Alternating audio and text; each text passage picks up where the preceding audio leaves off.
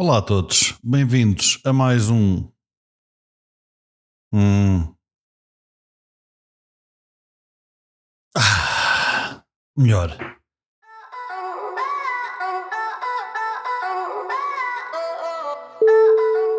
Bem-vindos a mais um vídeo. Hoje queria-vos falar sobre fotografia de comida, mais particularmente sobre fotografia de chocolate. Isto porque, para quem não sabe, a minha namorada tem uma empresa, um negócio, uma marca, chama-lhe o que quiserem, de chocolate. Vou-te chamar médio para alta gama, ou seja, ela faz chocolate basicamente por encomenda. Vocês podem pedir o que quiserem e ela torna isso em chocolate. Portanto, ela teve uns tempos parada devido a mudanças de casa e mais não sei o quê. Portanto, durante algum tempo não fotografámos, ou eu não fotografei, ela não produziu, mas agora voltou ao ativo. Portanto, ela voltou ao ativo, o que quer dizer: Senhor Pedro anda cá a fotografar e criar conteúdo. Portanto, eu lembrei-me que podia ser muito interessante eu aqui falar um pouco com vocês e ver aqui umas dicas de como fotografar comida. Pelo menos como eu faço. Há gente que faz diferente e está tudo bem na mesma. Eu faço de outra forma, se calhar um bocadinho menos ortodoxa, como se costuma dizer, não é? Portanto, há dicas que são transversais a todo o tipo de fotografia, ou melhor, todo o tipo de fotografia de comida. Há outras dicas que são um bocadinho focadas no meu estilo. Portanto, vocês tirem do vídeo aquilo que quiserem. Mas vamos começar aqui com algumas dicas e vou-vos mostrando alguns exemplos daquilo que nós temos feito. E vou já deixar aqui a ressalva: todas estas fotografias que eu vos vou mostrar são tiradas em casa. Ou seja, ela produz para fotografar. Portanto, não há aqui cenários complicados, não há aqui nada super preparado. Qualquer pessoa pode fazer isto desde que tenha um sítio, desde que tenha uma casa e uma cozinha. Portanto, estou a falar da fotografia, porque para licenciar um negócio de chocolate é outra conversa à parte que eu nem sequer vou entrar por aí, porque a lei portuguesa é um bocado absurda. Mas, como estamos aqui para falar de fotografia, vamos começar com as dicas. E a primeira dica é, sem dúvida, escolher o cenário certo. E o que é que eu quero dizer com isto? Não é preciso complicar demasiado, é preciso sim ter noção de que, se estamos a falar, neste caso, por exemplo, de chocolate, e estamos a falar de produção de chocolate, faz sentido que seja numa cozinha, faz sentido que o produto finalizado esteja numa mesa, que é onde as pessoas o vão comer provavelmente. Ou seja, não fazia sentido se calhar ir fotografar um ovo de chocolate agora, como foi na Páscoa, para o meio do mato, não é? Portanto, o cenário interessa, tem que ser um cenário minimamente cuidado quando forem fotografar, e obviamente que as cozinhas são práticas, portanto tem muita coisa que não deve lá estar, digamos assim, na fotografia. Atenção, tem muita coisa que não deve lá estar, são distratores visuais, digamos assim. Portanto, arrumem um bocadinho a coisa antes de fotografarem. Portanto, é essa a minha dica número 1. Escolher o cenário certo é muito importante. Tem que fazer algum sentido com o sujeito que vocês estão a fotografar. Neste caso, continuamos a falar de chocolate, portanto tem que fazer algum sentido com chocolate. Segunda dica: utilizem uma boa luz. Ou seja, e eu posso vos dar o exemplo que nós fizemos aqui. Utilizem luz, utilizem placas de luzes, aquelas placas que se compram na Amazon por meia dúzia de euros, de RGB, que dá para trocar as cores, dá para focar, dá para baixar a intensidade, dá para subir, blá blá blá. Pá, é uma dica fácil. Nós aqui optámos por outra coisa, montamos tiras de LED strips na cozinha. Portanto, nós temos a nossa cozinha com LED strips, além da luz que já vinha na casa. Nós montamos as LED strips. Porquê? Deixa-nos controlar a cor da luz, deixa-nos controlar a intensidade, e onde nós as montamos foi estrategicamente posicionado para poder fotografar. Ou seja, sempre que eu fotografo, vamos imaginar a bancada, não é? Temos a luz natural a vir daqui e temos uma LED strip a vir daqui. Portanto, temos dois pontos de luz diferentes a incidir sobre o nosso sujeito, neste caso. Volto a relembrar: o chocolate.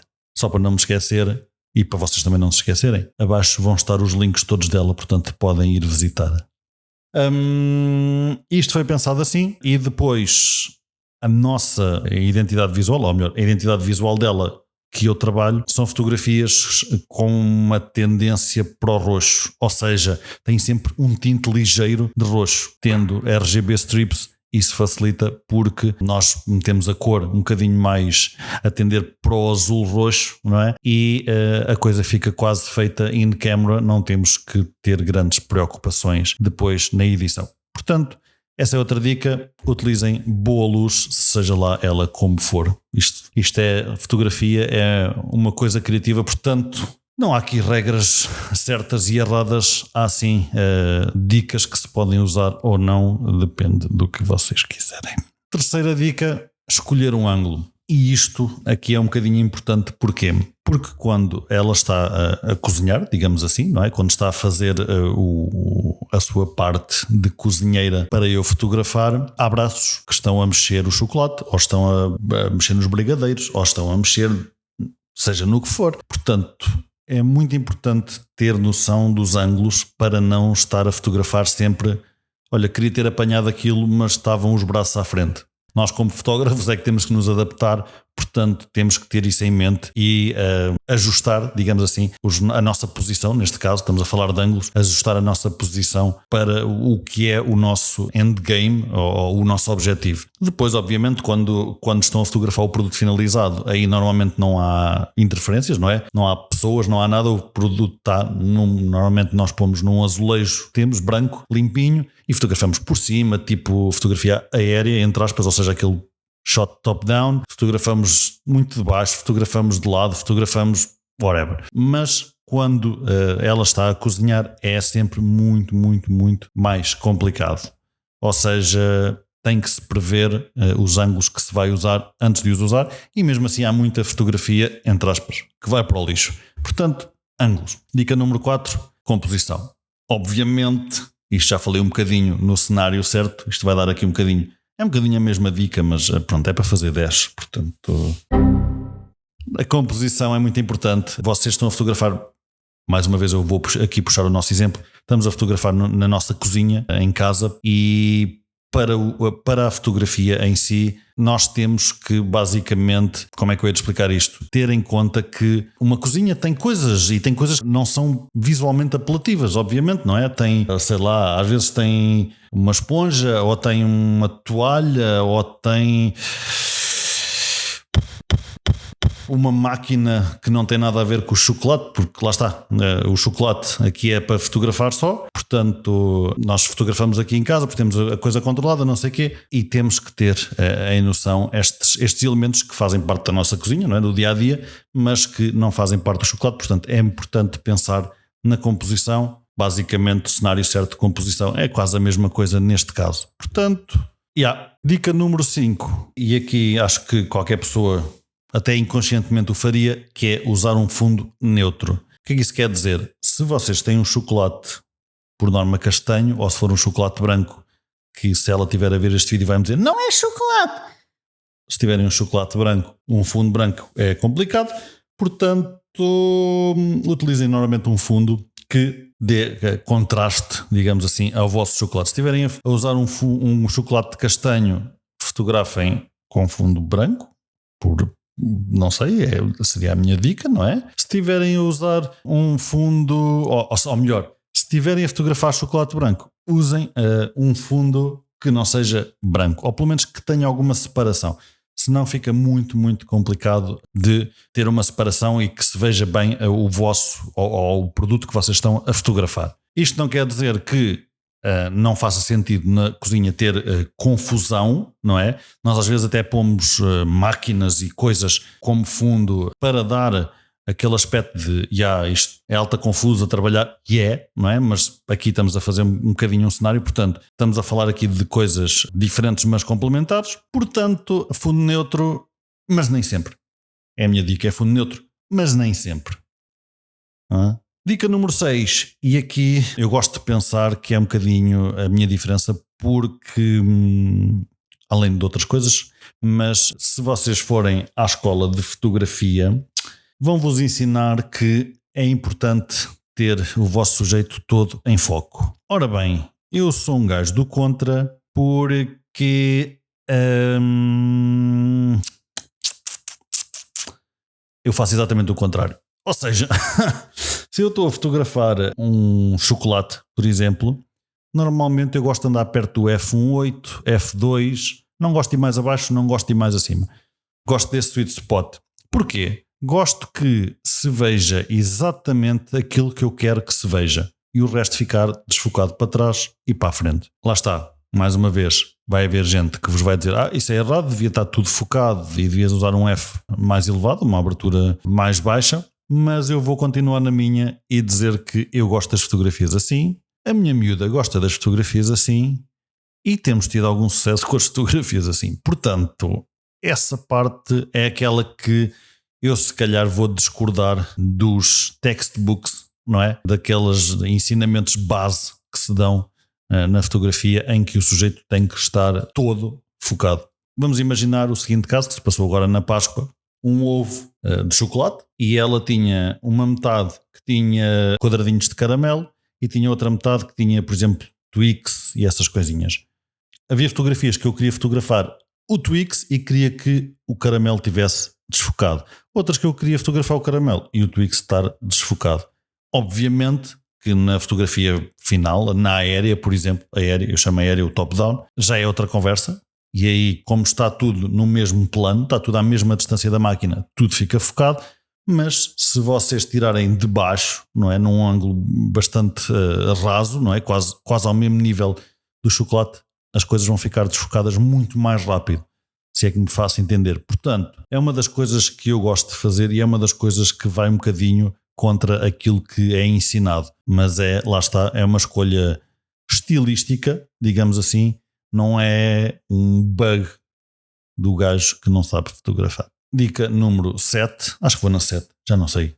Usar acessórios, eu acho que é muito importante, já que estamos a falar de uma cozinha, e eu aqui toco nos pontos todos uns nos outros, mas não interessa. Usar acessórios é muito importante, já que vocês querem dar aquele mood, neste caso, de cozinha. É importante ter talheres, como eu falei há pouco, é importante ter máquinas, é importante ter produtos, é importante ter as coisas que vocês usam para fazer o chocolate. Às vezes numa cozinha industrial as coisas têm que estar separadas, não é? Mas aqui estamos a falar só da parte da fotografia e quando nós produzimos, ou quando ela produz chocolate para fotografar apenas, nós podemos ter essa liberdade porque não vamos vender aquilo, é para nós, quanto muito, né? Para encher. Temos essa liberdade e como tal podemos pôr, sei lá, vamos imaginar que o chocolate tem whisky, podemos pôr a garrafa do whisky atrás e uma colher que usou para dosear. Estou a inventar, obviamente, mas é uma coisa que faz sentido, não é? Se a pessoa ver a fotografia e diz, sim senhor, este chocolate tem aquele whisky, portanto faz sentido que esteja ali a garrafa. Se calhar na cozinha industrial não estaria, aqui faz todo o sentido estar, portanto isto é uma cena, digamos assim, é uma cena preparada. Dica número 8. Manter a comida, o chocolate, fresco. O que é que isso quer dizer nesta altura? Vocês pensam, manter o chocolate fresco, isso é um bocado estúpido. Vocês já viram aqueles vídeos de behind the scenes de como é que eles fazem, por exemplo, os adverts do McDonald's? Já repararam que há sempre alguém, e isto não se faz no chocolate, mas eu já explico, há sempre alguém com um borrifador de água para a comida ficar toda mais apetecível, talvez, será a palavra certa, não é? Pronto, no chocolate não se pode pôr água, ponto final parágrafo, era matar o chocolate por completo, mas podemos estar a trabalhar num sítio fresco em que o chocolate não fique todo tipo uma papa, digamos assim. Portanto, é importante que a temperatura, neste caso estamos a falar de comida, estamos a falar de chocolate, estamos a falar de um alimento que tem temperaturas certas para trabalhar e, apesar de, mais uma vez, não ser para venda quando nós fotografamos, a coisa tem que estar mais ou menos certa para a consistência bater certo e ser visualmente apelativo. Portanto, isso também é muito importante e é uma coisa que às vezes as pessoas não ligam muito. Nós aqui ligamos bastante e tentamos ter sempre a coisa certa, mesmo que não seja aquele chocolate de produção, seja chocolate para a fotografia. Isto soa um bocado de coisa, mas é mesmo. Portanto, nós temos sensores na cozinha e tudo de temperatura e tentamos ter sempre ali a coisa nos graus que a profissional me indica. Portanto, É muito importante isso para não terem uma consistência estranha e uma cor estranha no vosso chocolate. Dica número 9, é óbvia e eu nem sequer vou-me alongar muito, mas tem que ser dita, portanto, editem as vossas fotos. Há coisas que têm que ser removidas, há coisas que têm que ser, sei lá, às vezes fabricar aquele ovo, saltou uma pinguinha de chocolate para fora e aquilo tudo no fundo branco e uma pinguinha de chocolate de fora, pá, se calhar fica feio, limpem isso. Ou não. Mas pronto, editem as vossas fotos. E dica número 10 é uma dica que não é fotográfica, é uma dica que se aplica à vida, meus amigos. É uma dica muito mais filosófica que as outras todas, que é pratiquem. Façam, fotografem. É uma coisa que eu gosto de dizer aos meus amigos, é que nós vivemos na era digital. Não há problema de tirar 7.000 fotografias de 7.000 ângulos diferentes à mesma coisa. Pois não? Antigamente era chato porque era rolls e rolls e rolls e era caro e não sei o quê. Pá, hoje em dia temos essa liberdade, portanto, como a Nike diz, just do it. Não sou patrocinado pela Nike, mas a Nike diz just do it e eu concordo plenamente com eles. Just do it. Just do it. Do it. Do it. Just do it. Do it. E pronto, estas são algumas das dicas que eu uso, algumas das coisas que eu mantenho em mente quando estou a fotografar. Quero, obviamente, deixar o meu agradecimento à minha namorada por me deixar fotografar os produtos dela. Se não fosse assim, eu não tinha feito este vídeo. Portanto, este vídeo é dedicado a ela e muito obrigado. E ainda bem que voltaste a cozinhar, és a maior. E os teus links estão todos abaixo para as pessoas verem como tu és top. Portanto, vão visitar os links dela. Chama-se Delicious Diamonds. Está no Insta, está no Facebook, está muito recentemente no TikTok. Temos feito uns vídeos para lá pôr. Portanto, vão lá visitar e vejam do que é que aquela miúda é capaz, porque é um bocadito next level, sem estar a puxar a brasa à minha sardinha. Portanto, não se esqueçam de visitar pedrotomás.pt. Espero que tenham gostado das fotos, espero que vos tenham dado fome. Se deram, já sabem, encomendem, falem com ela, encomendem abaixo e façam-lhe assim pedidos estranhos, tipo peçam-lhe chocolates em forma de um Fórmula 1. Obrigado e até à próxima.